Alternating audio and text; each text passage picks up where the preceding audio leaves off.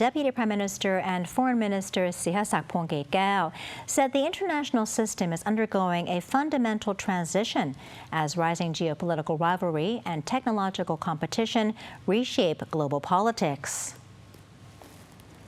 Speaking in an interview with RT correspondent Donald Corder, Deputy Prime Minister Sihasak said the post-World War II order no longer reflects current realities and must adapt to a multipolar world where power is more widely distributed.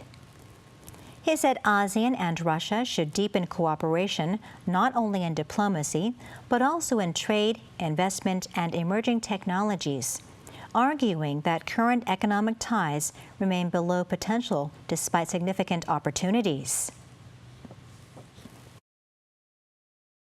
The world order, as conceived after World War II, it doesn't reflect the realities of the present day anymore. And so we have to restructure what we call the world order, more reflective of the diffusion of power that we see now, more reflective of the fact that we live in a multipolar world, and also, giving more consideration to the voice of the so-called global South.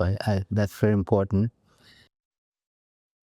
To regional security, Deputy Prime Minister Sihasak highlighted growing concern over cybercrime and transnational online scam networks, which he said have become a major global issue affecting victims across continents.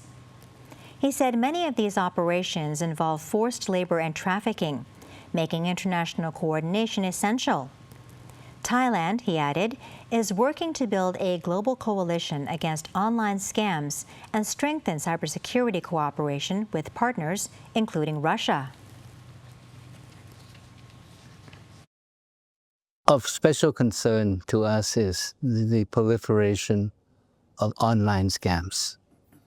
And we have to admit that Southeast Asia is seen as a center of these activities, but the victims are worldwide, and these crimes have incurred tremendous financial losses, and also those who are working for these operations, most of them are forced to work for online scams. Some are trafficked into working for these operations.